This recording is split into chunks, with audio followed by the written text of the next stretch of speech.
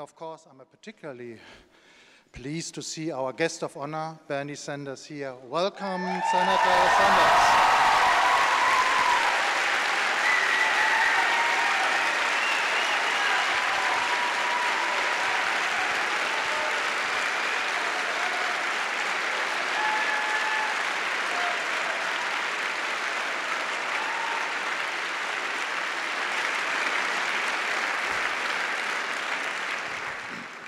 My name is Stefan Gosepat. I'm a professor of philosophy at this university. We are honored that you, Senator Bernie Sanders, it's my natural habit, sorry, have chosen to speak today on the campus of the Freie Universität Berlin. You appear to many in Europe, and especially to the younger generation, and I'm very grateful to see so many young students here, as a bearer of hope in the last US presidential election, the result of which was very unpleasant for many of us Europeans.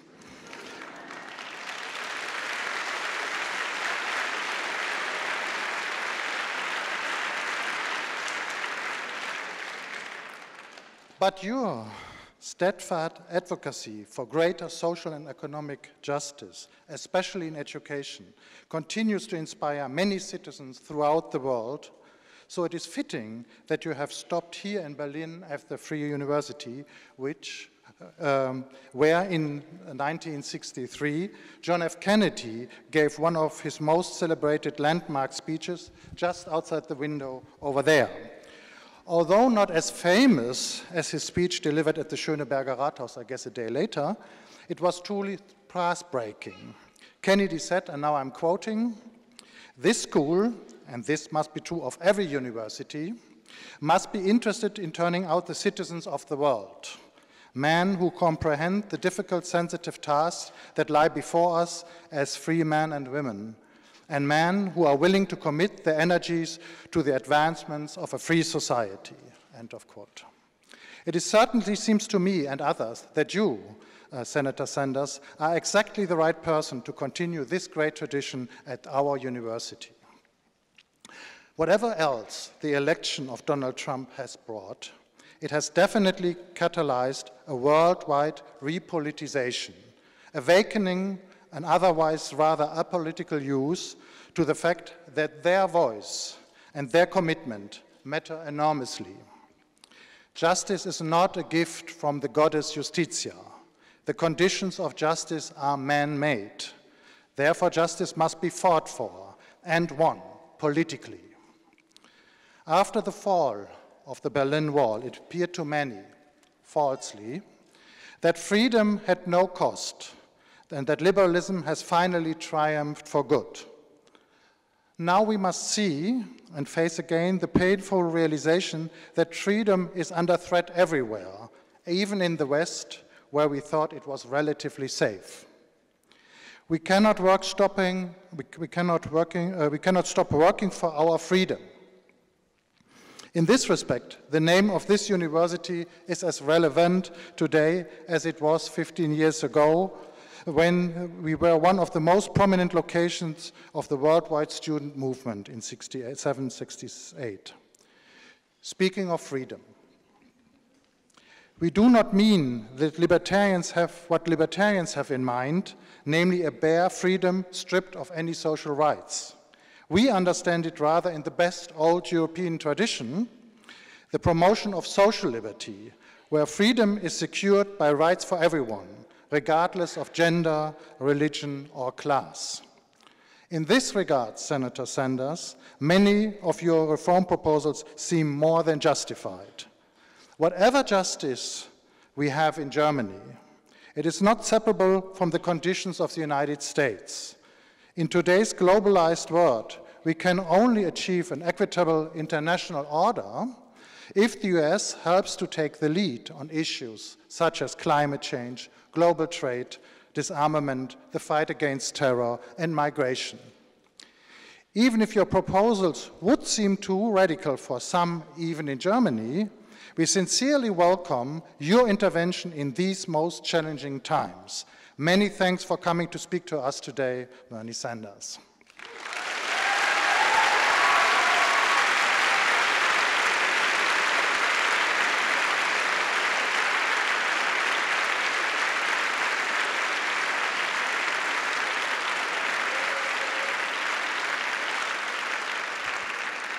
one last remark to explain this occasion. Senator Sanders is here largely because of the release of the German edition of his book, Our Revolution, A Future to Believe in, which has just been published by Ullstein Press under the title Unsere Revolution, wir brauchen eine gerechte Gesellschaft. Ullstein Press was kindly enough to contact me to see if we might plan to plan a joint event at the Free University on the occasion of Bernie Sanders' visit here in Berlin.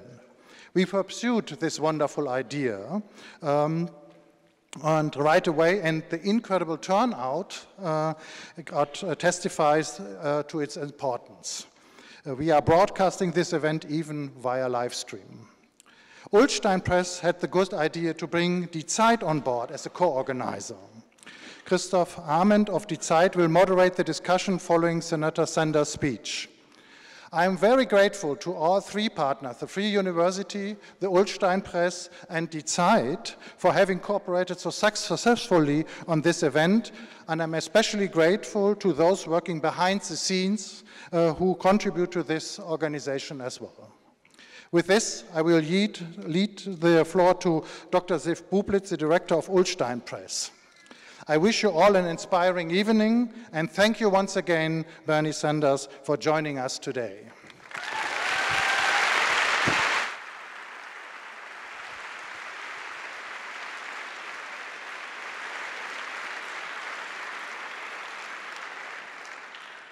Yeah, hello, good evening, everybody. There are moments in the life of a publisher when the books on your list suddenly start having a conversation with each other. It doesn't happen very often, but when it does, it's really exciting. So about 6 weeks ago, we published a book called Hillbilly Elegy by J.D. Vance. It's a memoir about growing up in a poor industrial town in the American Midwest. The book was a bestseller in the United States, and to our surprise, it became one here as well. That wasn't very likely because it's really not set in very familiar territory, seen from here. But it hit a nerve here. Why was that? I think the reason is that by telling his own story and that of his family, J.D. Vance showed what it feels like not to be in charge of your own life, to be somehow separate from it, tossed apart, while society is really happening somewhere else. And I think that's a feeling that people can relate to here as well. Now this week, we're proud to publish Bernie Sanders' book, Our Revolution. And reading those two books back to back somehow made it feel as though they're speaking to each other. They're very different books, very different points of view, but parts of Our Revolution almost read like a political reflection on the story of Hillbilly Elegy. Our Revolution explains what it is in a society that makes someone like J.D. Vance and his family feel the way they do. And it makes clear what we ought to change if we want to live in a society where people can reasonably take charge of their own lives. And that's important for us to know. Here in Germany, in Europe, in the United States, and in any society that calls itself civil. So books having a conversation with each other are a wonderful thing, but it's even more wonderful to have a live conversation with a great author. It's a huge pleasure to all of us that Senator Sanders is joining us tonight, and I too would like to thank our author and Mrs. Sanders for coming all the way to Berlin.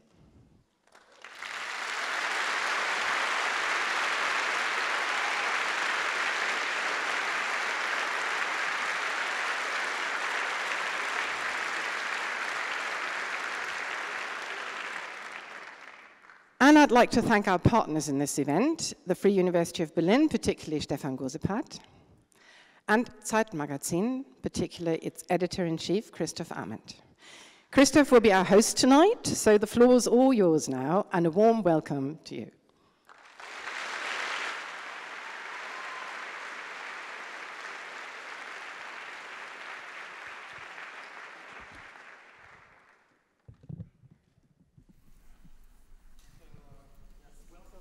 Welcome also from my side. Thanks for waiting. Ladies and gentlemen, please welcome a man who last year seemed to have lost the race, but by now has come out of that race as a winner. A man whose family came from Poland originally, and whose father was accepted as a 70-year-old migrant to the United States nearly a century ago. He was born in 1941, grew up in Brooklyn, New York, moved to Vermont in the 60s, was elected mayor of Burlington, Vermont in 1981 as an independent, and became one of the most popular mayors in the US. In 1991, he was elected to the House of Representatives in Washington, D.C. Since 2007, he's been a United States Senator, and in 2015, he announced he would try to become the presidential candidate of the Democratic Party. Well, we know how this turned out. This week, the translation of his new book is published here in Germany. In the US, as Sif has already mentioned, it's been a New York Times bestseller. And in this book, he gives fascinating insights about life and about his life and into American politics. We'll be talking about that later that evening. But please welcome on stage the man whose admirers still feel the burn, Senator Bernie Sanders.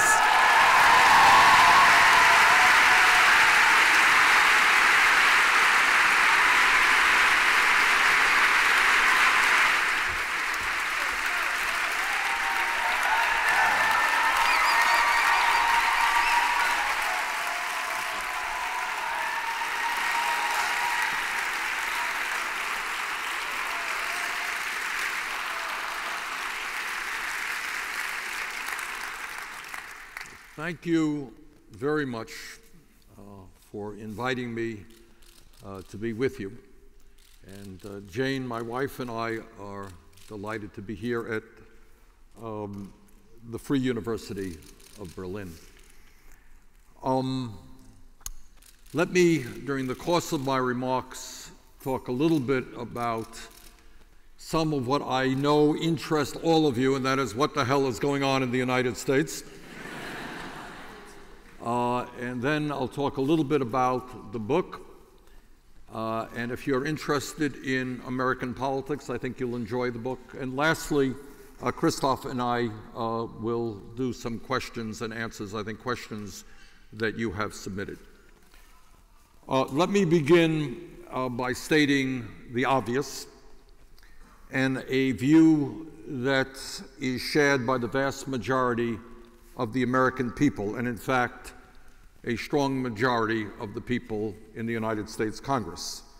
And that is, since the horrors of World War II, the relationship between the United States and Europe has been an essential one in promoting engagement, preventing conflict, and improving the standard of living for hundreds of millions of people. In my view, this is a relationship that must continue, not only for the people of the United States and Europe, but for greater stability throughout the world.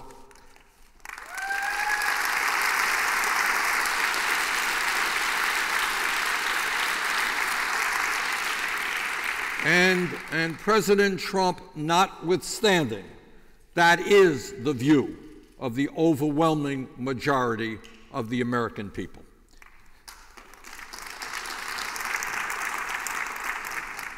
Further, it is my strong opinion that it would be foolhardy, it would be dangerous for the United States to withdraw from the Paris Agreement on climate change.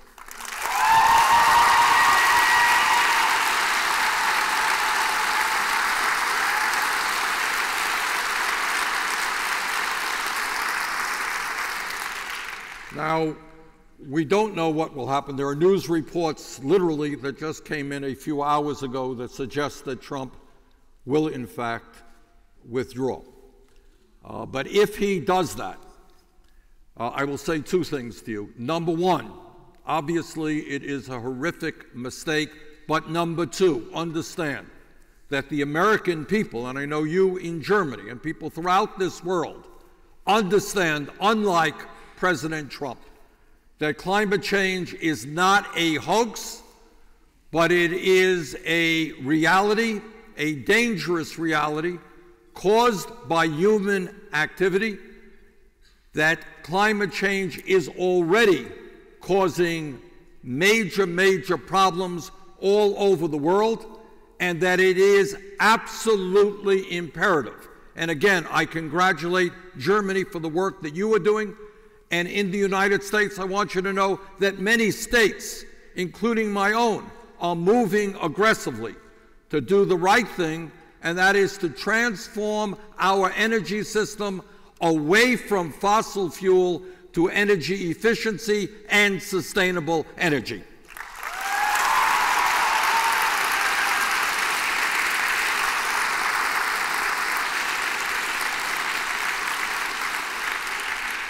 And if there is any clear example of the need for international cooperation, it is clearly the crisis of climate change, and why the Paris Agreement is so important. Germany alone is not going to stop the warming of the planet.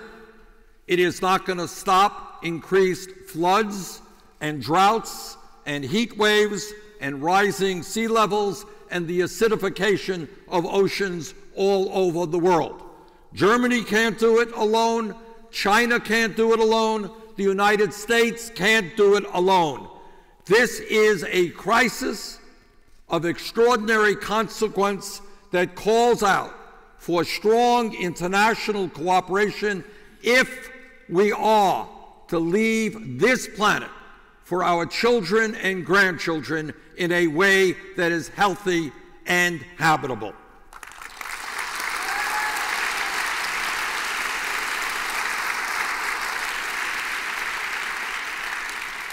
So I want you to know that in the United States, no matter what Trump believes or what Trump does, all over our country, there is an aggressive effort to take on the very powerful fossil fuel industry. And this is an industry, whether it's oil, gas, coal, who are more concerned about their short-term profits than the future of this planet.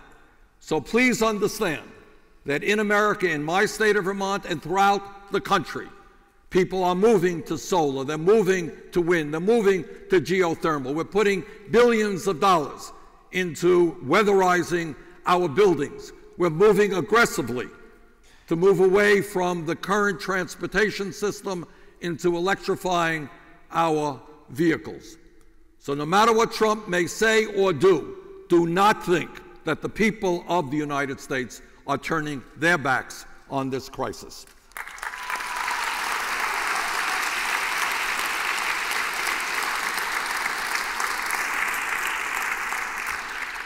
Further, in terms of another crisis that impacts the entire world, it will only be through strong international cooperation that we effectively address the threat of terrorism. The United States is safer from terrorist attacks when Germany shares intelligence with us. Germany is safer from terrorist attacks when the United Kingdom shares intelligence with you. And we are all safer when we stand together in fighting terrorism and protecting each other. That is what international cooperation is about and must be about. As I arrived in Europe, there seems to be a question on a lot of people's minds here, and that has to do with my thoughts and my opinions on Donald Trump's presidency. So let me say a few words about that. It is no great secret that for many reasons, I am, to say the least, not a great fan of President Donald Trump.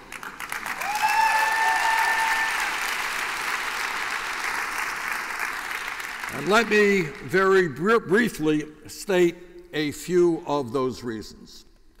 First, in terms of domestic policy, what happens in the United States, and I am a senator from the state of Vermont, so obviously that is of great concern to me and my constituents. In terms of domestic policy, it is important that we take a hard look at the disastrous budget proposal that Trump just submitted to Congress. And I want you all to hear this, because this tells you how far out of touch Donald Trump is with the American people, not only on climate change, not only on international cooperation, but on the life and death issues that impact the working families of America. At a time of massive income and wealth inequality in the United States, the Trump budget is an outrageous document. It is the most horrific budget ever submitted to Congress in the modern history of the United States. This is a budget which is nothing less than a massive transfer of wealth from working families, the elderly, the children, the sick, and the poor to the top 1%. Trump's budget, if you can believe it, I know a lot of what I'm saying to you, you're going to scratch your heads because, you know, it just seems improbable, but Trump's budget would throw 23 million Americans off of the health insurance they currently have. And recently, as a result of the Affordable Care Act, we expanded health care, not to everybody. And the Affordable Care Act, the so-called Obamacare, does not go as far as I believe health care reform should go. But it was a start. The Trump budget would tell a working class family that they are going to lose the insurance they currently have. And we do not know what happens to that family when mom or dad or the kids become sick. But what we do know is if this budget were to go through, if the disastrous Republican health care plan were to go through, no question in my mind but that thousands of Americans would die needlessly because they could not get to a doctor when they should have been able to. But not only does his budget throw 23 million Americans off of health care, it makes massive cuts to nutrition programs. Now, we're talking about the basic necessities of life, nothing fancy here. People need health care, they need to eat. And in America, we have millions of people who are literally struggling in terms of putting food on the table. There is a program which most of you, I suspect, are not familiar with. It's called the Women, Infant, Children's Nutrition Program. And what it does is provide nutrition to low-income pregnant women and their babies so that the pregnancy could be a successful one and kids get off to a healthy start in life. Trump's budget makes massive cuts to that program, makes massive cuts to affordable housing at a time when many people in the United States are spending 40 or 50% of their income just to put a roof over their heads. This budget makes large cuts to environmental protection, and it does all of that, cutting programs that mean life and death for millions of Americans at the same exact time as it provides $3 trillion in tax breaks to the top 1% over a 10-year period. You got it right. That is the right response. So imagine, again, massive income and wealth inequality already today. And what this budget does is says, we're going to save money by cutting programs that children and working people desperately need. And then we're going to give $3 trillion in tax breaks to the top 1%. Now, as some of you may know, when Trump ran for president, he campaigned by saying that I, Donald Trump, I'm a different type of Republican. I'm going to be on the side of working people. I'm going to be on the side of those people in pain. But clearly, since he has been president, what we have seen is that virtually all of his policies are policies that turn their backs on working people and give enormous help to the billionaire class. So that's one area where I have deep, deep concerns about what Trump is doing. Second area, I am very concerned about Donald Trump's disrespect for democracy, for tolerance, and for traditional American values. His unprecedented attacks against the media are nothing less than an effort to intimidate those who would criticize him and to undermine respect for dissent and a free press. It has never happened. Look, I'm a politician. I have problems with the media every day. Every politician in every country does. But to have a president of the United States essentially say that the New York Times, the Washington Post, CBS, CNN, NBC, it's all a lie. Everything they say is fake news. Don't believe a word of it. And if you want the truth, the only way you are going to get it is from Donald Trump. Not a laughing matter. That is serious, serious business. That is a major assault on democracy in the United States. Furthermore, in the United States, and of course in Germany and every democratic country, we have an independent judiciary. And their job is to hear the evidence as best they can and make their decisions. Sometimes I agree with what the courts do. Often I don't agree. But when the courts disagreed with Donald Trump on his Muslim ban, he had the nerve to refer to that judge as a so-called judge. So you're seeing the President of the United States, again, in an unprecedented way, attack the independent judiciary of the United States.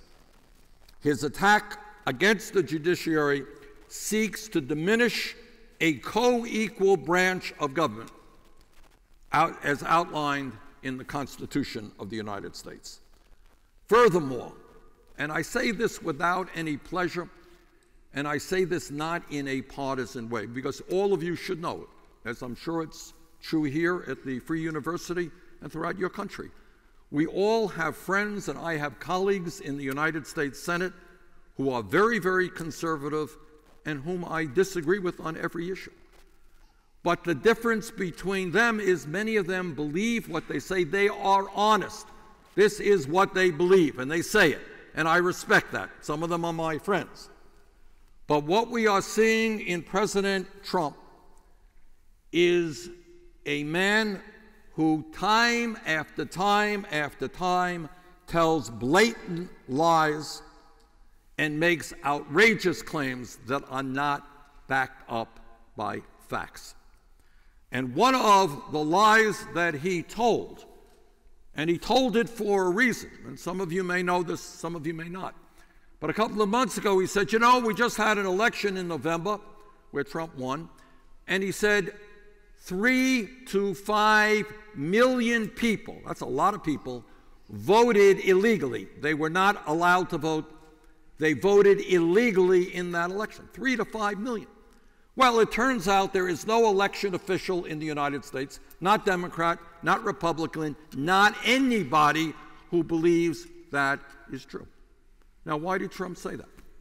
He said it because he supports the current efforts now going on in many Republican states to suppress the vote, to make it harder for poor people, for people of color, for old people to participate in the electoral process. And that's what Republican governors and legislatures are doing. And when Trump says outrageously and absolutely inaccurately that 3 to 5 million people voted illegally in America's presidential election, what he is saying to those governors is, you go for it. You go forward and you make sure you suppress the vote. Make it impossible for people who will vote against me or vote against you to participate. And if that is not undermining everything that America stands for, I don't know what is. Further,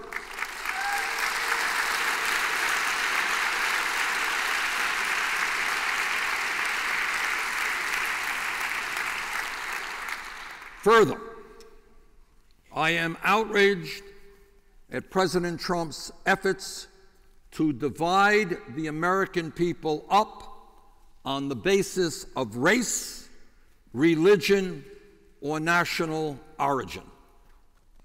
Historically, whether presidents have been progressive or conservative, what presidents always understood, what leaders of countries all over the world understand, is that the job of a leader is to bring people together, not divide them up.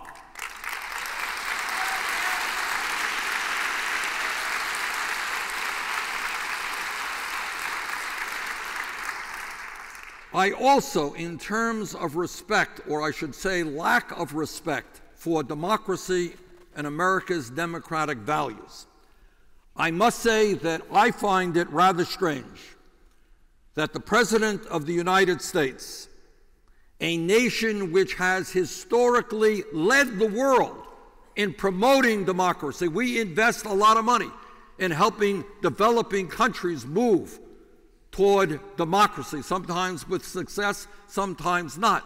But our value system is we believe in democracy and the right of the people to control their own futures. I find it incomprehensible that we have a president today who seems to be more comfortable with autocrats and authoritarian politicians than with leaders of democratic nations.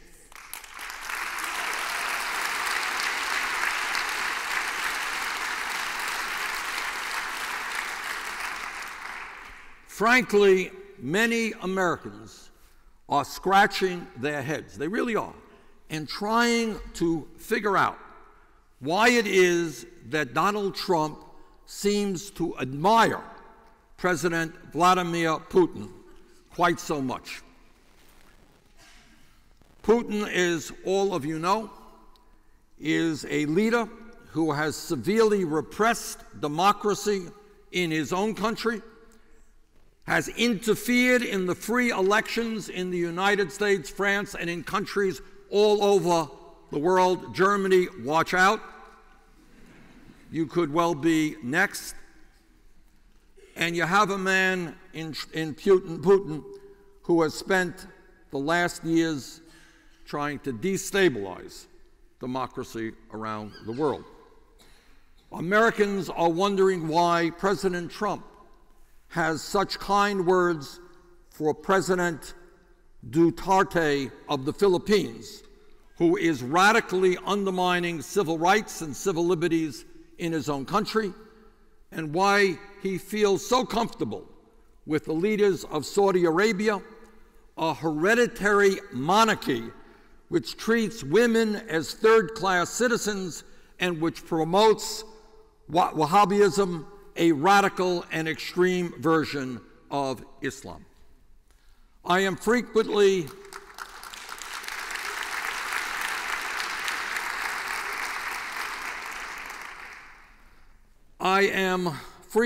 asked by people in my own country and around the world as to how it was that Donald Trump won the presidential election. And obviously there are many, many reasons why.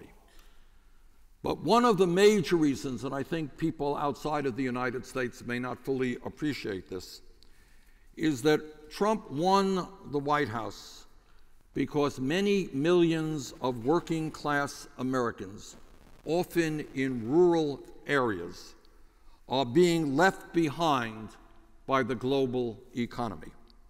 and by a lack of training for new high-tech jobs that are being created. In other words, the world is moving very, very fast. But if you go to towns in America, often in rural areas, what you'll find is factories that are rusting away. You'll find towns where the young people are leaving, where the schools are seeing a decline in the number of kids who are attending. And those people have for too long been neglected and ignored by politicians in general and by the Democratic Party in particular. And what those people were saying is, does anybody know that I cannot live on $9 an hour? Does anybody know that I don't have any health insurance, or if I do, the deductible or copayment is so high I cannot go to a doctor when I need to? Does anybody know that I'm a single mother, but I cannot afford $10,000 a year for childcare when I make $30,000 a year? That I can't afford to pay 40, 50% of my income for housing? Does anybody know that I am worried to death about what will happen to my child because my kid can't afford to go to college because it is so expensive and there are no decent jobs in my community? Is anybody listening to my pain? And the sad truth is that in Washington, we have not listened to that pain.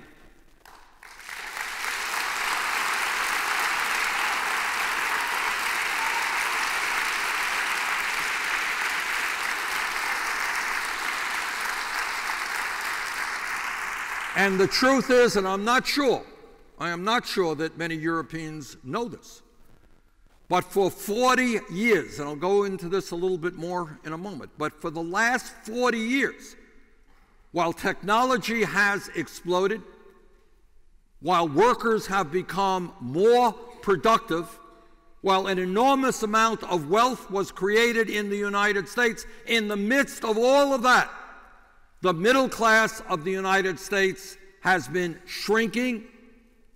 43 million Americans live in poverty, some in desperate poverty, while almost all new income and wealth created has gone to the people on top.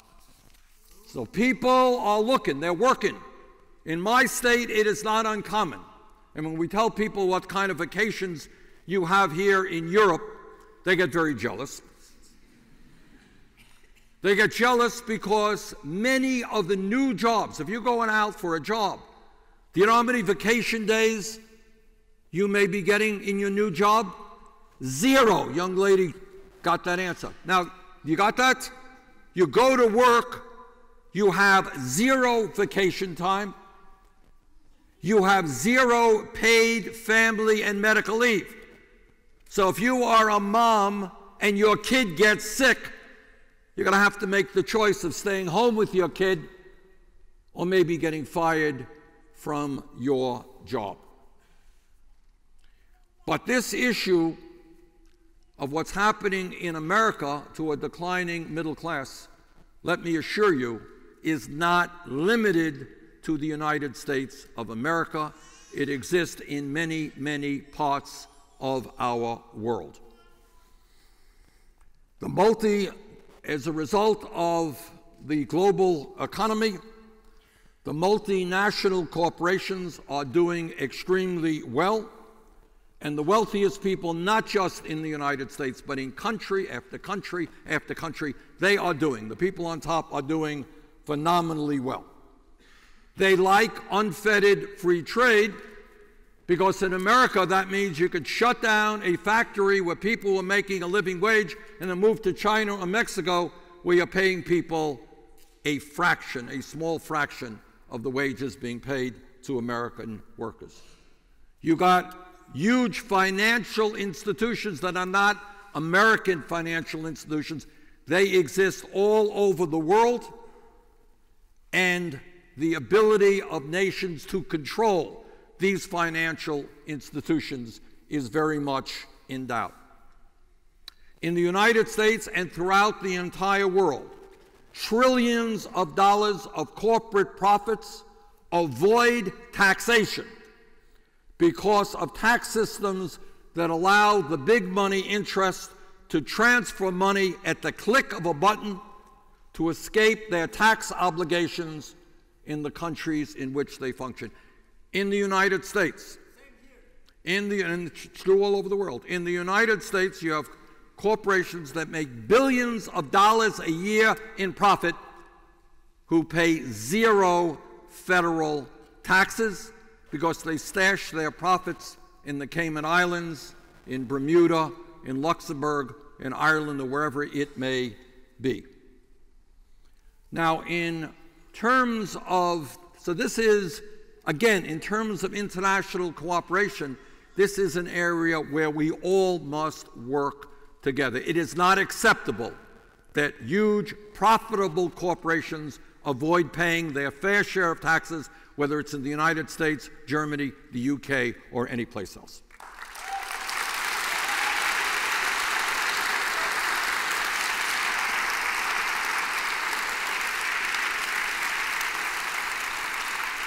And in terms of what's going on in the United States, let me tell you what very, very few elected officials will tell you.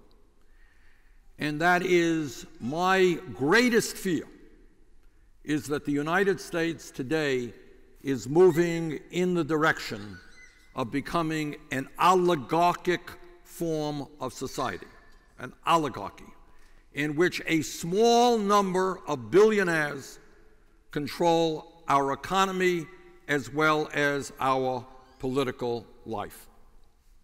And by the way, when we talk about oligarchy and the power of the few over the many, please do not think this is just an American phenomenon. It is, again, an international issue.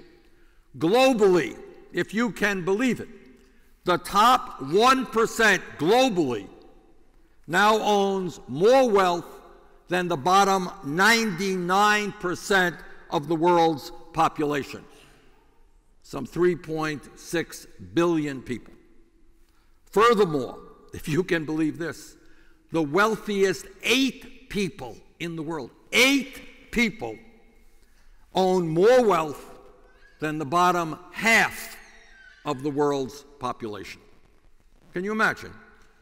In a world where children die today because their families do not have the money to buy medicine for easily prevented diseases. In a world where people are finding it harder and harder to get clean drinking water or decent housing. 8 of the wealthiest people on this planet now own more wealth than the bottom half of the world's population. Our job is not to accept that outrage. That is unacceptable.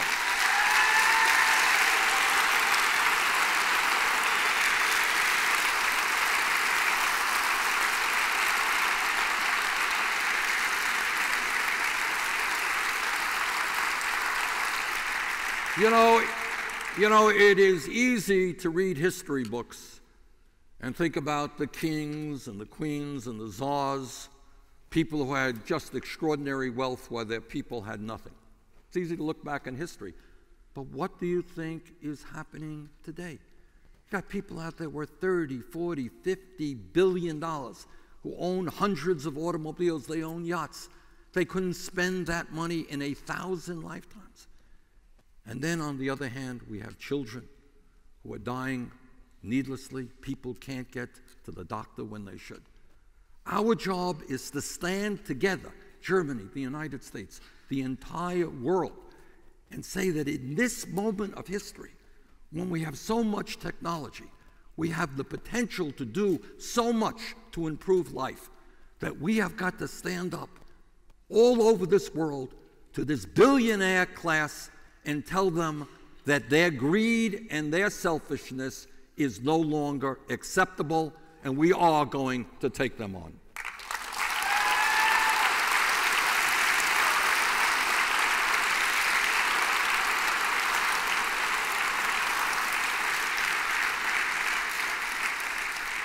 Let me just say a few words.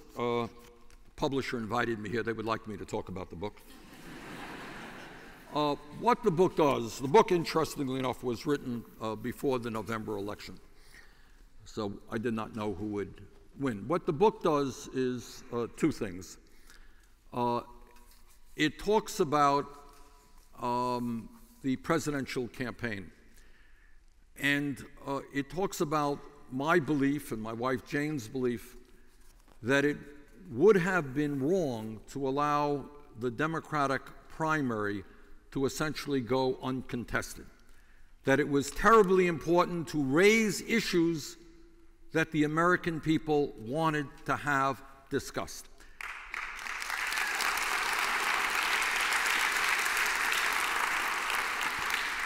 And in that regard, because I'm sure it is not just the United States, but it is countries all over the world, one of the great issues that we face is that the most important issues facing us are very rarely discussed.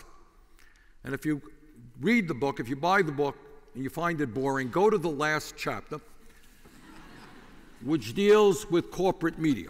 And my view of corporate media is not Donald Trump's. It's not that I think they lie all the time and so forth. They don't. But what it is, what they do is very often avoid the most important issues facing the United States and facing the world. And your job, and I think the job of every citizen on this planet, is to go deep into their guts and into their hearts and say, wait a second, that is not the most important issue. The most important issue is this and that and that. Don't let the front pages of the papers convince you what is most important. You have got to make that decision.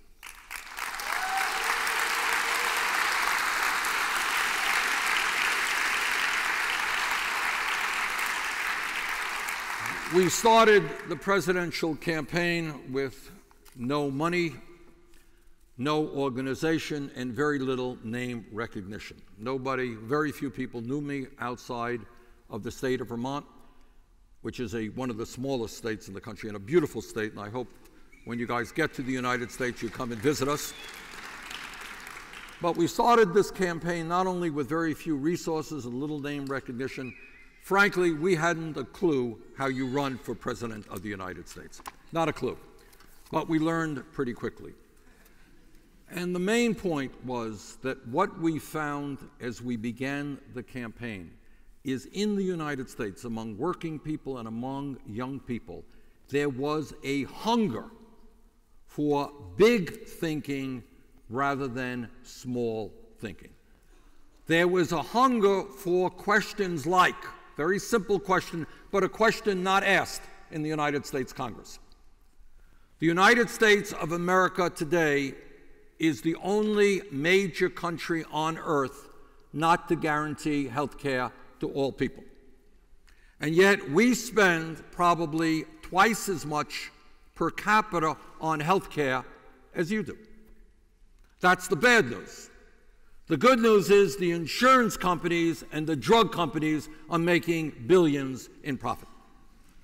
So the very simple question of, gee, I live 50 miles away from the Canadian border. If Canada can do it, if the UK can do it, if Germany can do it, if France can do it, if Scandinavia can do it, if every major country on earth has reached the conclusion that health care is a right, not a privilege, why can't the United States? And people said, yeah, that's a good question. Why not? But we never talk about that. How much is tuition here at the Free University? 300. Nothing, 300, all right. Not much, right? Now you sit here and you take it for granted. You're going to an excellent university, part of a great university system, and your tuition is virtually free. Anybody here know how much it costs to go to Harvard or Yale? Actually more than that. But above and beyond Harvard or Yale, you have hundreds of thousands of smart, young kids who have the ability to do well in college, but they're unable to go to college for one reason. And that reason is their families lack the income. So you will be happy to know that very often in my speeches, I ask Americans the same exact question I asked you. How much does it cost to go to college in Germany? And then people say, gee, why can they go for free in Germany to good universities, and we have to go deeply into debt to go to an American college? And again, this is a question that up until recently was never asked, never asked. And what we proposed, and which is catching on all over America, is the idea that the United States should learn from Germany and other countries and make our public colleges and universities tuition free.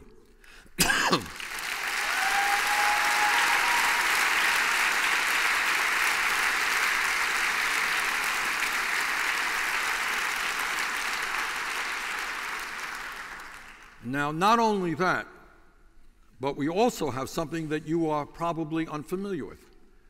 We have young people graduating college with debts of $50,000, $80,000. A couple of years ago, I talked to a young woman who graduated medical schools, now doing primary health care in my city of Burlington, Vermont.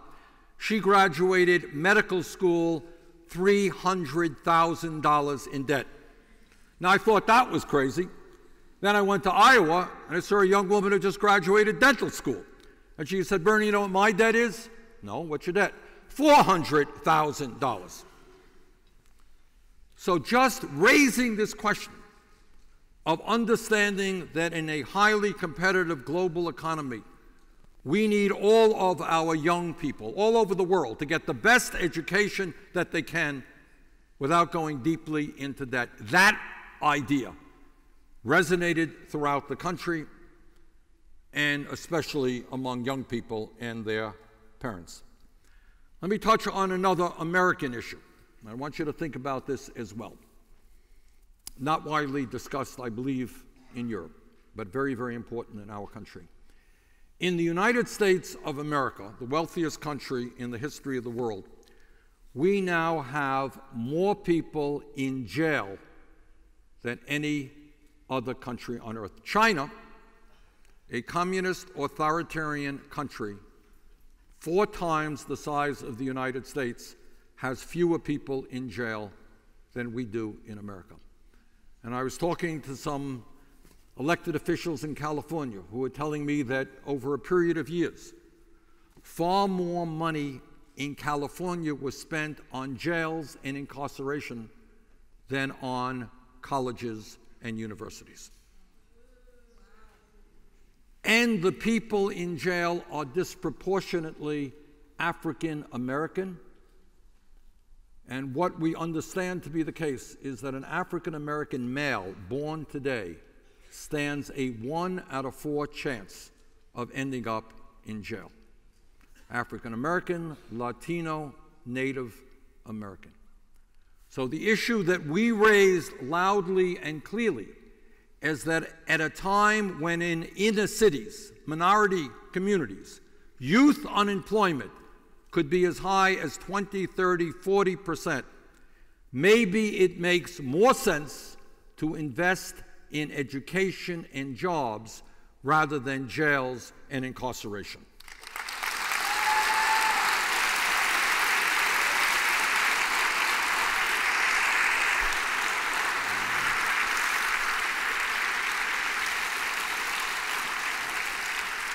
Now, I know that immigration is a very, very big issue here in Germany and, in fact, throughout the continent, and it is in the United States.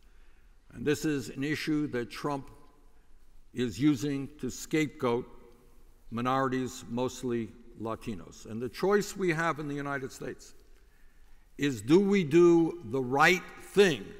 And instead of scapegoating people in America, do we do the right thing and pass comprehensive immigration reform and a path toward citizenship? And in fact, most Americans believe that that is exactly what we should be doing.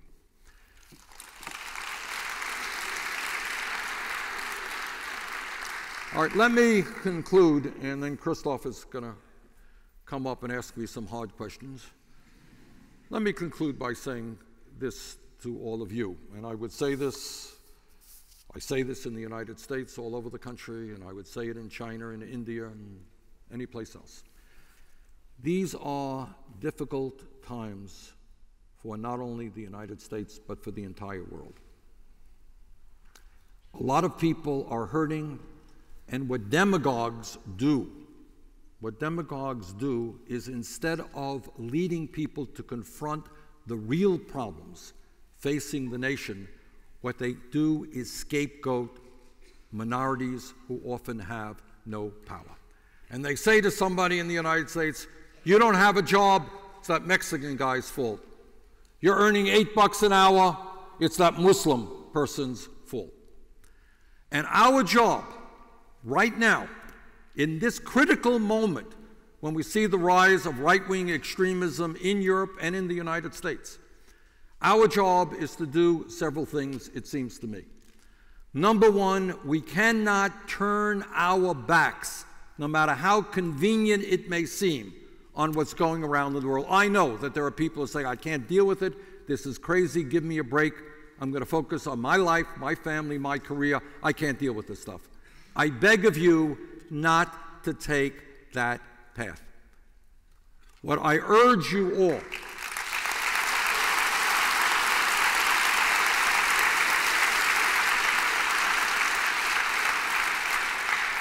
what I urge all of you to do is to have a vision of a world that could be very, very different than the world we are currently living in. And it may not happen next year, and it may not happen in my lifetime, and it may not even happen in your lifetime.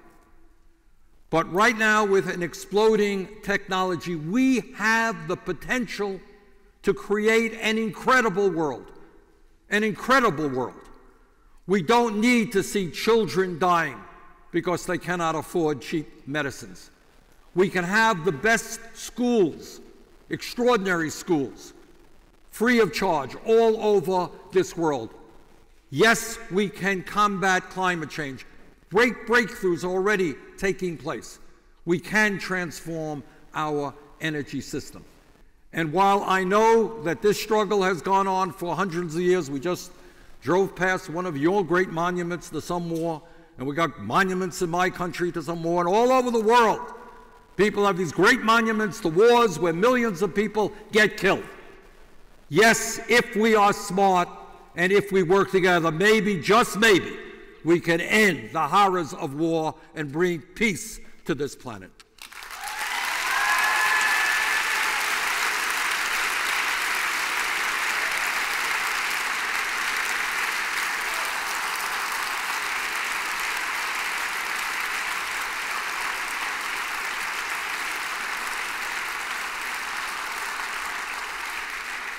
So please, please, in whatever way you are comfortable with, and it could be politics, it could be protecting the environment or women's rights or gay rights or whatever it may be, protecting the needs of our children.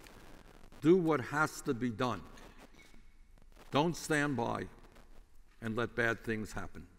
So we often say in America, democracy is not a spectator sport. Football is a spectator sport. Basketball is a spectator sport. Democracy is you. And if we stand together and we do not allow demagogues to divide us up by the color of our skin or where we come from or our religion, we can have an extraordinary future. And your generation, worldwide, can help make that happen. Thank you all very much.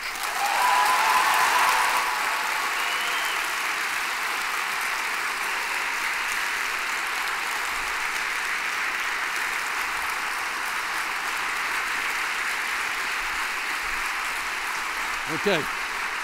Good.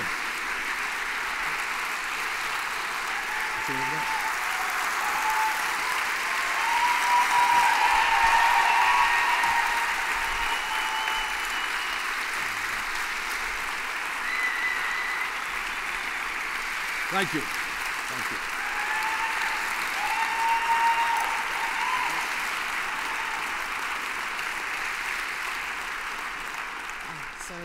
Senator Sanders, I have a feeling you would win every election in this room.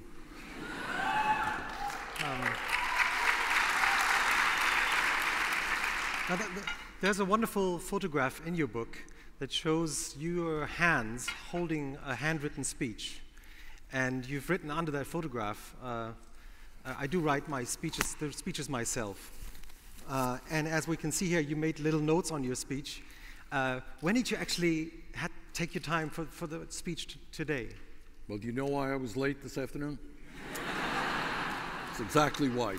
But I don't, I do write most of my speeches, but I have been so busy lately that I've gotten some help. But most of all, the themes that I speak about and the way I speak about it are what I write. It's, you know, it just doesn't make a whole lot of sense to me to have somebody else write something for me. Right.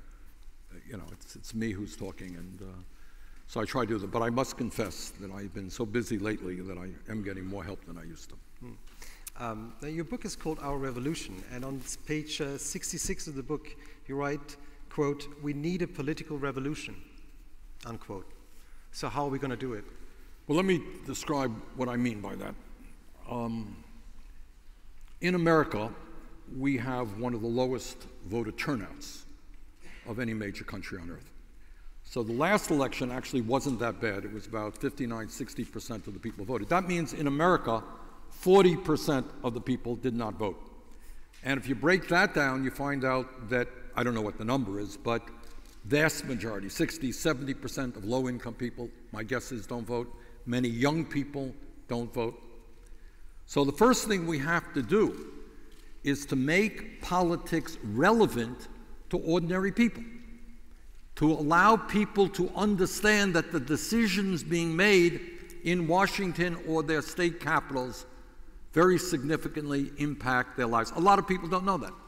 I suspect today if you did a poll, and I don't know if it's any different here in Germany, but if you did a poll in the United States and you called up somebody and you say, Mr. Jones, can you tell me the name of your United States congressman?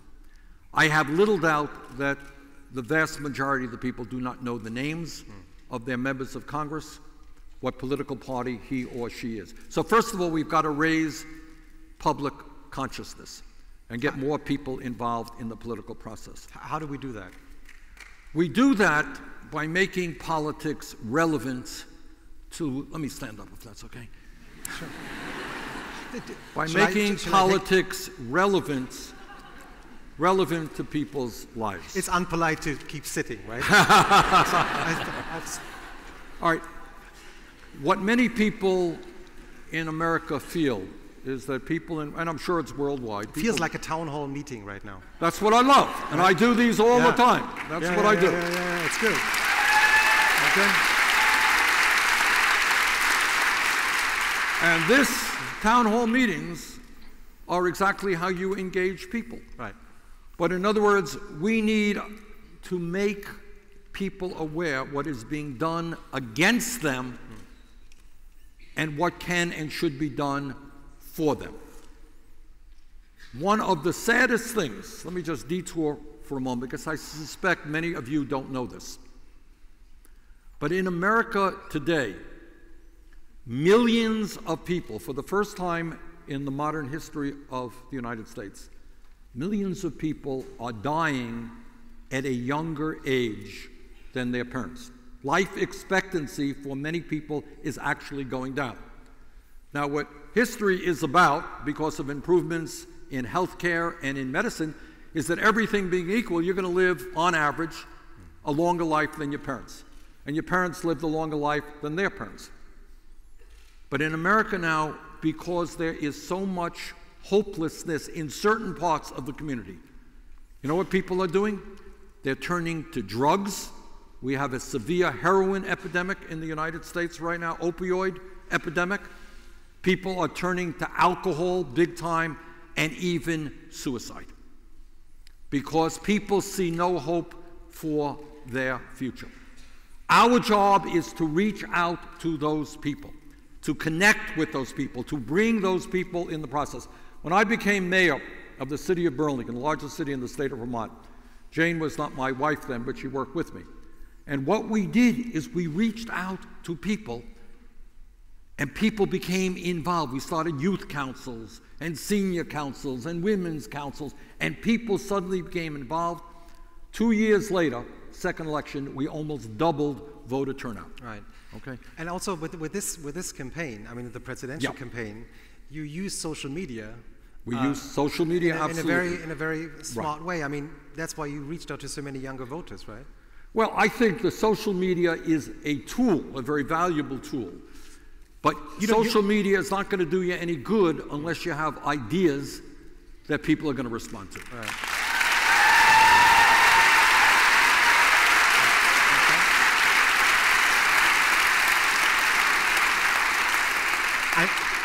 I know you have a very, have a Twitter account, an Instagram account. You're very, I mean, your team is very active. You don't tweet in the night. I must confess, unlike the president, I do not tweet in the night. The way we do it, in fact, I never tweet personally. The way we do it is we have a very good staff of young people who take the things that I say. Probably half of what I said here to you will be out tweeted tomorrow or something. But it's what I say. Right. It's not that somebody else says it. And now you've mentioned your wife Jane, who's here with us tonight. Thanks for making it.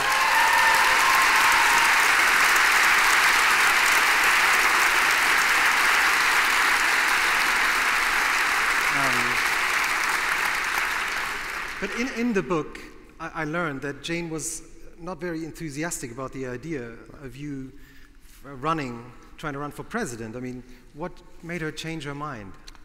Well, first of all, because she's smarter than I am. I see the women already applauding. I know she's nodding. Yes, she's nodding. She's nodding. What she understood, and it's important to say this again, and I want you to know this. When I talk about oligarchy in the United States and the corruption of our campaign finance system, do you know what I mean by that? What I mean by that is that billionaires can spend unlimited sums of money putting 30-second ads on television. You don't have that here during your campaigns, do you? So there comes a time a week before, this is true, a week before, do we have any Americans here, by the way? Okay, good, all right. A week, and they will testify this, often in states if there's a hotly contested race, a week before the election, people turn off their television because all they see are ugly 30-second TV ads. And what Jane understands, which turned out to be, of course, true, is that any time you run for office and you try to stand up and do the right thing, your opponents, the right wing, doesn't attack you on your ideas. We don't have a debate about health care or education or climate change. You know what they do? They do opposition research. You know what that means? You guys know what opposition research means? It means that if you move to America and you become a citizen and you want to run for office, there will be people paid big dollars who will research you from the age of 10 years of age. Everything that you wrote, every relationship that you had, everything that you said, and whatever, if you walked across the street or you ran through a red light, that could become a 30-second television ad. And that's what campaigns largely become, is character assassination. Right. Your campaign was very, at least for the longest time, it was very positive. You didn't want to do negative campaigning. Right. But then you realize that at a certain point, it's difficult. Well, what we did, I have never run a negative ad in my life. And what we...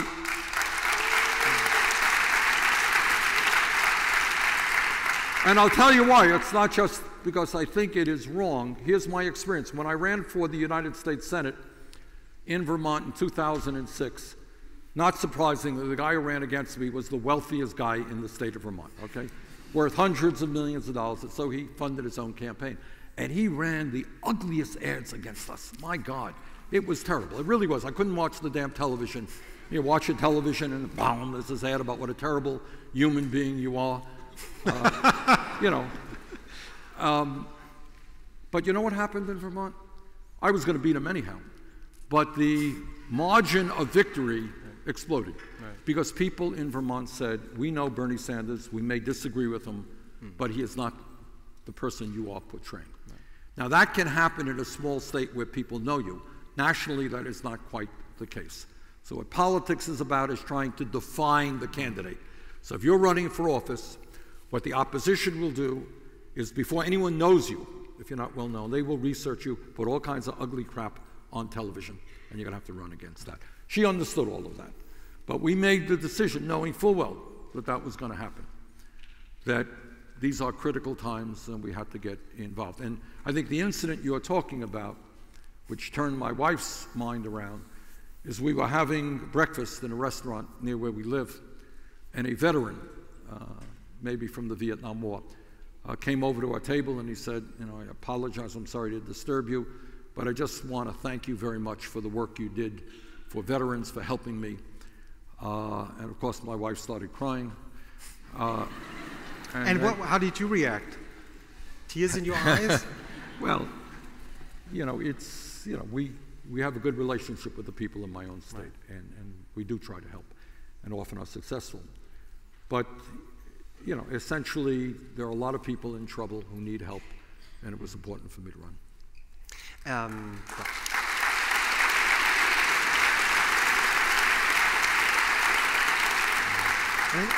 In the end, and I read this in your book, your whole family was involved.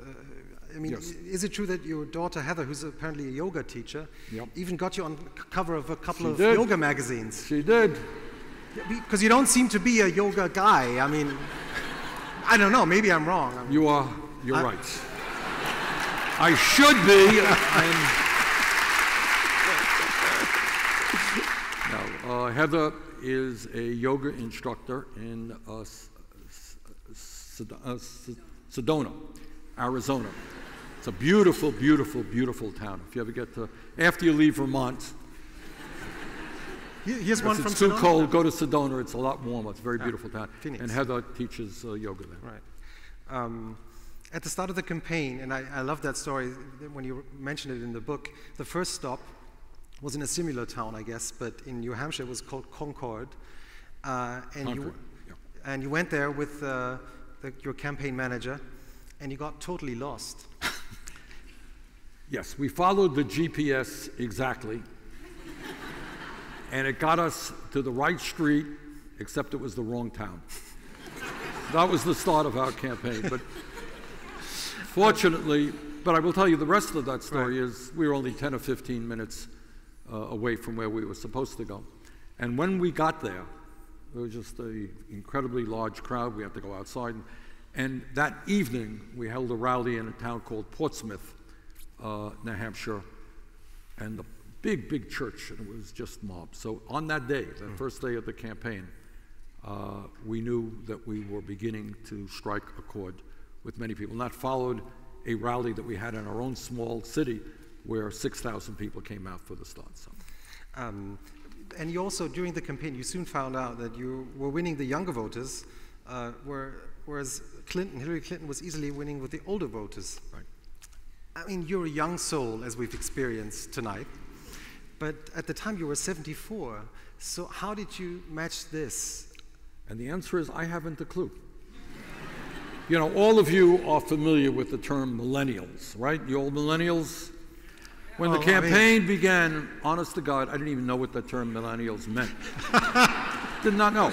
And the answer is, you know, in America, and I'm sure in Germany, you have sophisticated politicians who poll, and they say, okay, this is what you should be saying to 25-year-old women who live in big cities who are now, you know, working. Or this is what you say to a 50-year-old person working in a factory. We didn't do that. The message that I gave, the message I give to you is the same message essentially that I give to people of all ages. But I think what happened is among young people, we struck a nerve in terms of tapping into the beautiful idealism which exists in this generation, not only in the United States, but all over the world. It's a generation which is far more than past generations, well beyond racism and sexism and homophobia, a generation that really wants to create a new world. And we tapped into that, and we did very well with younger people. You also do, no, that's,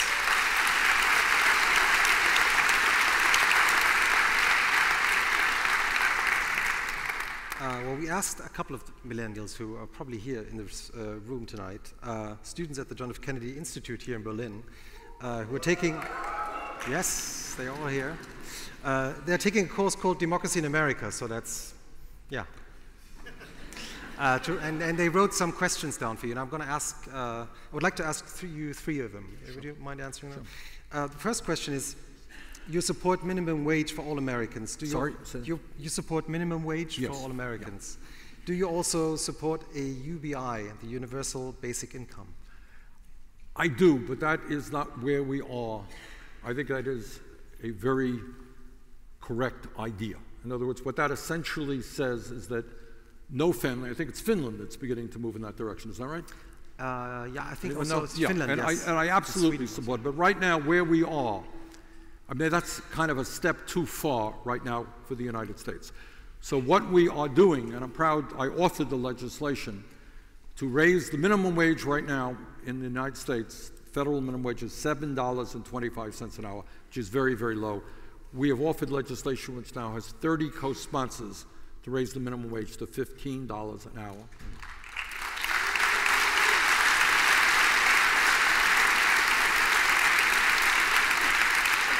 And we are also addressing a very important issue in terms of wages in America, and I don't know what it is here. I'd be interested in learning. In America, women in general make about 79 cents on the dollar compared to men doing the same work. And we are trying to push forward legislation that says the very radical idea, equal pay for equal work.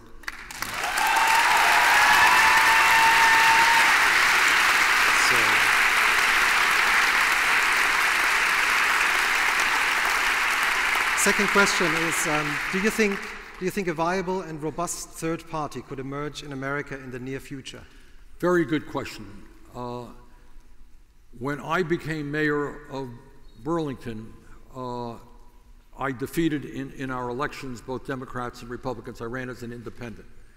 And that's how I've always won, defeating often Democrats and Republicans. In recent years, the Democrats have been supportive of me, so I only have to take on the Republicans. There are parts of the country where a third party could work. In Vermont, we probably have the most successful third party in the country. We have a number of people in the legislature who are part of what we call the Progressive Party. Nationally, it is difficult. The nature, we are not like you are. You are a parliamentary democracy. And if a party starts and they get, 5% of the vote, they can get seats in the parliament? Yeah. That is not the case in the United States. It's kind of a winner-take-all situation. The decision that I made, and what I am working very hard on now, is to transform the Democratic Party, make it a very different party than it is today, make it a party of working people, of young people, of progressive values, rather than a kind of middle-of-the-road party which often doesn't have the courage to stand up to the big money interests.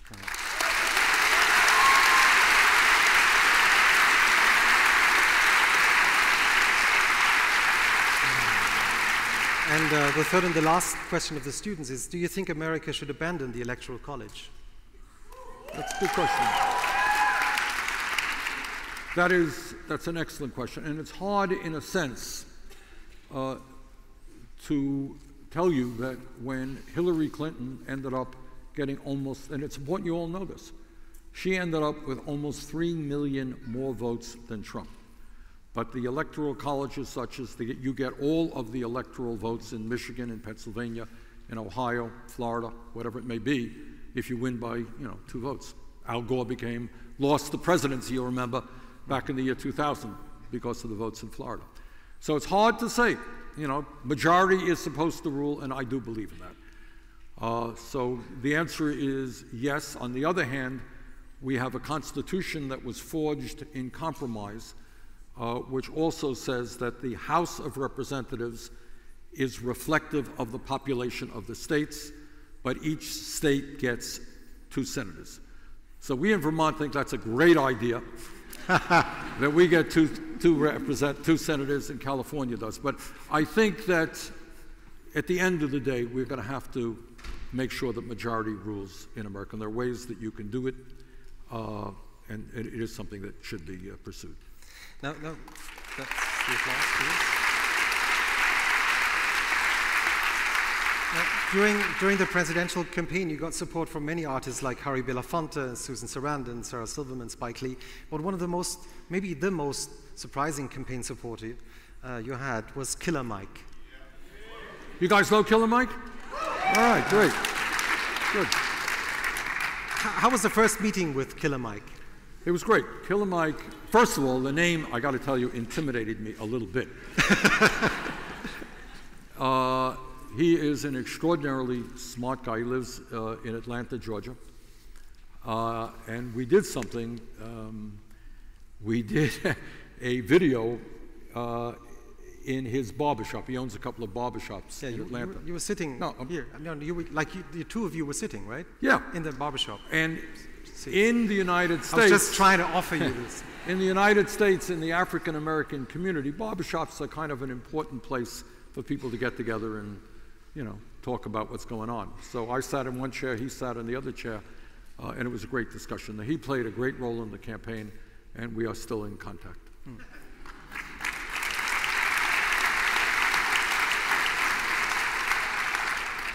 You also got to use by selfies being made with you. Oh God, selfies, yes. Yes. I was wondering, have you ever done a selfie yourself? No. I mean, I was just trying to... You want me to do a selfie? Yeah. So if we can, like, make Bernie Sanders do the first selfie. You have to do it. Yeah. Other way round. With the crowd. Oh, good. All right. Well, you got to do so. Yeah. All right. First selfie. We got you all.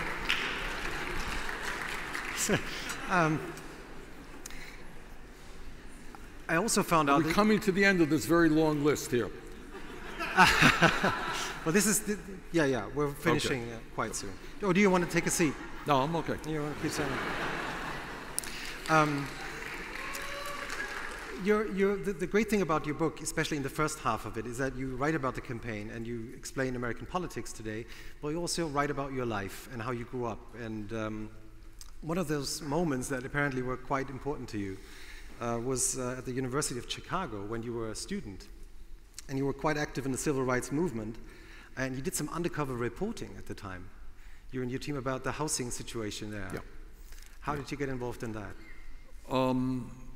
I joined a group called the Congress on Racial Equality. This is back in the early 60s. And shamefully, the University of Chicago, which is one of the great universities in the United States, in fact in the world, they were major landlords in the area. They owned just a whole lot of housing in the area.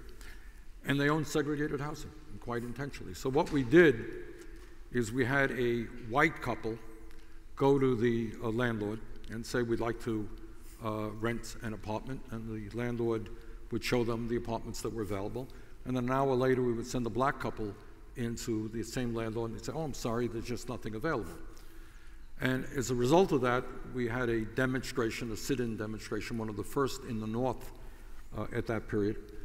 And eventually, after a lot of struggle, the university began the process of desegregating their housing. Yeah.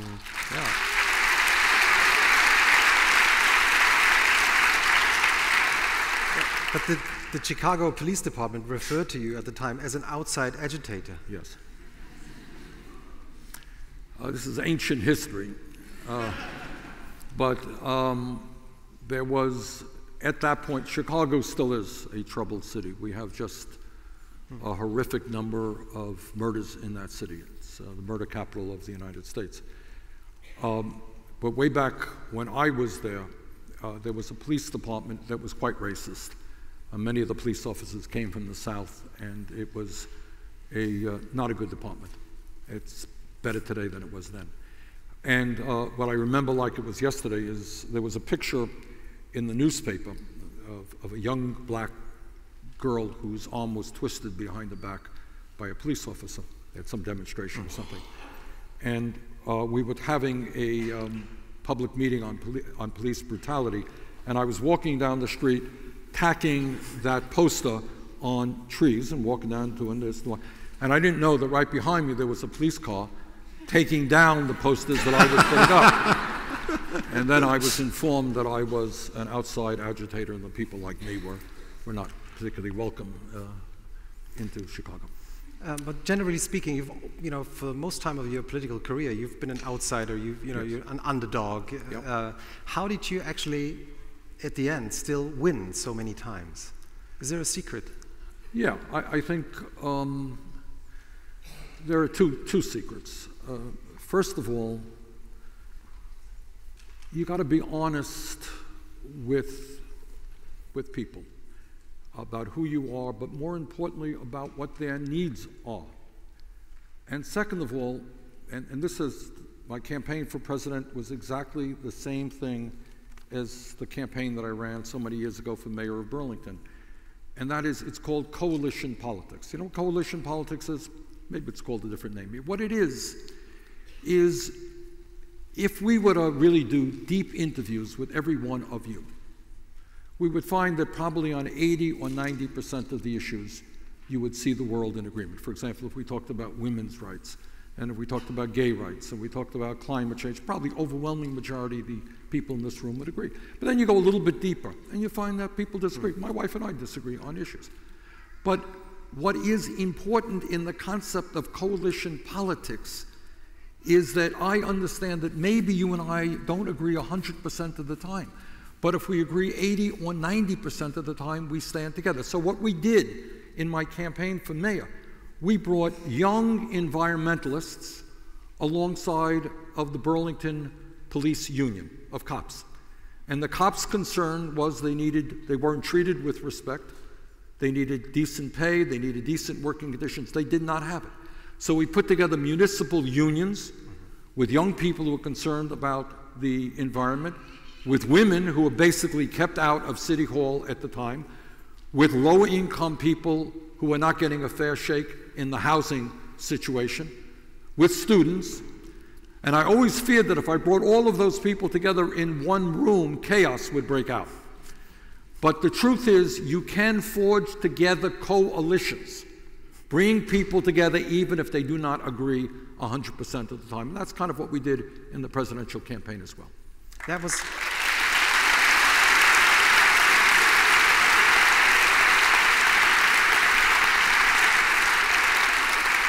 That was the first secret.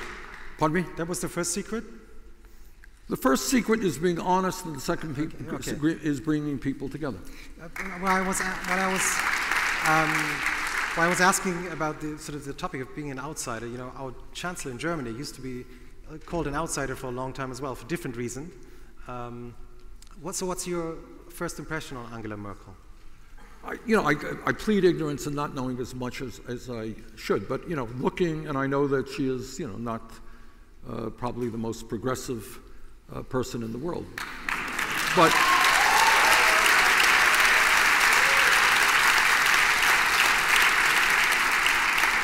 and that my politics are different. But I have to tell you that in the United States, compared to our leader, she looks pretty good.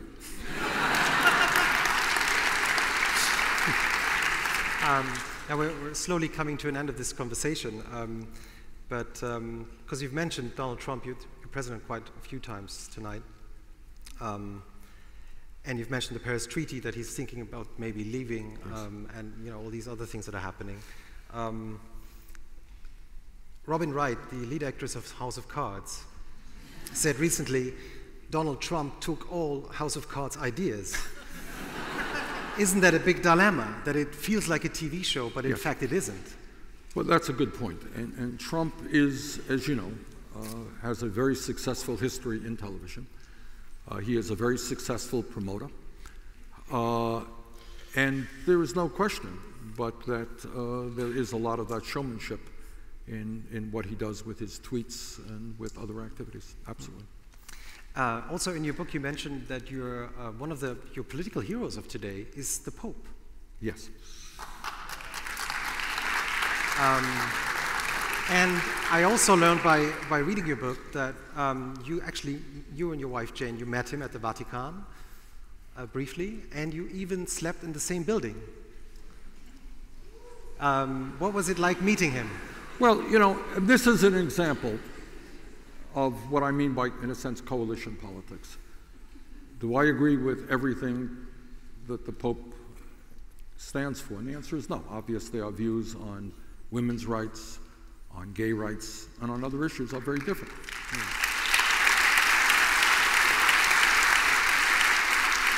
But in terms of an international spokesperson for justice and for dignity, if you read some of his writing, not only on climate change, his encyclical on climate change, but he says things about economics that very, very few elected officials around the world will say. He talks about the function of economics should be to serve human beings, not money. That women are ruled by money rather than human dignity. I mean, it is very, very radical stuff. And I appreciate very much his talking about youth unemployment, talking about what he calls the dispossessed, people we forget about, elderly people who are sitting alone in their homes, unable to adequately feed themselves, kids who have no jobs, workers who are unemployed. He talks about that all of the time. So I think on many of the economic issues, environmental issues, he has been a true champion of justice. And what was it like meeting him? Well, that is a whole other story. Because that... Jane is nodding in the first Oh, God, it's not a story. I was invited to go to the Vatican to participate in a conference, which the Pope was going to attend.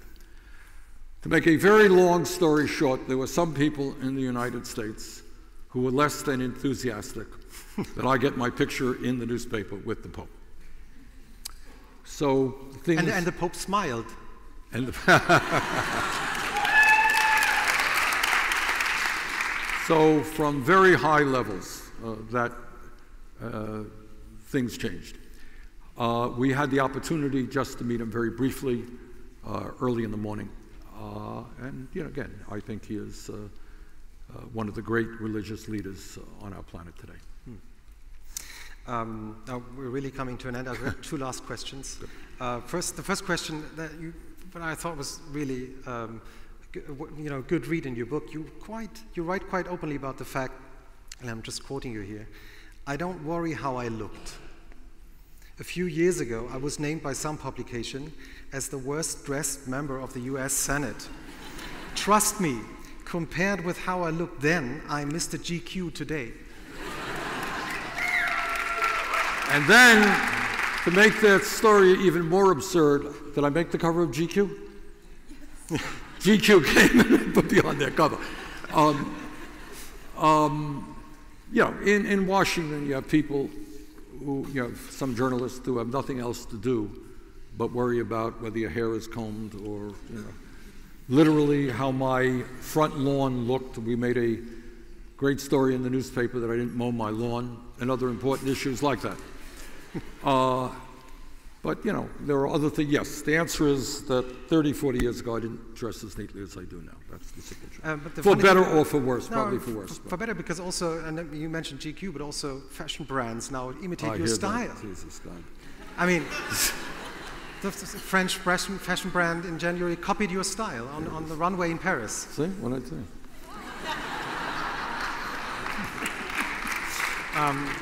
So we're coming to the final question of tonight. I'm sure you were expecting this question. I have to ask you.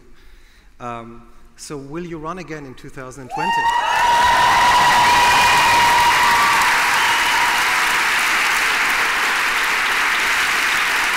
I said a yes. I said a yes.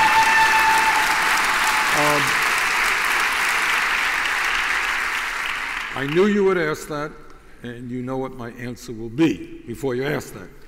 And the answer is that, and this is simply the truth, we spend, in America especially, you have short elections.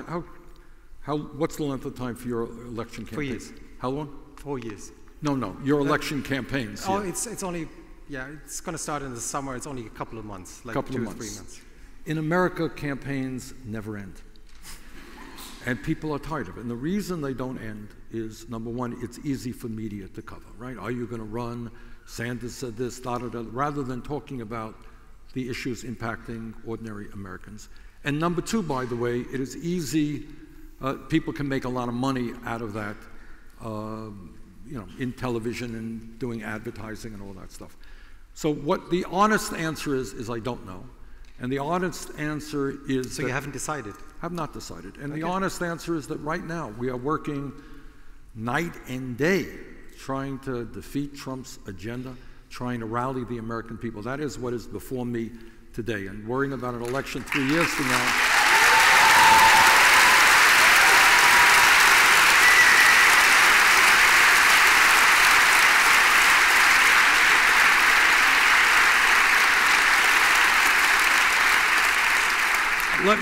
let me thank Christoph. Thank you for asking excellent questions.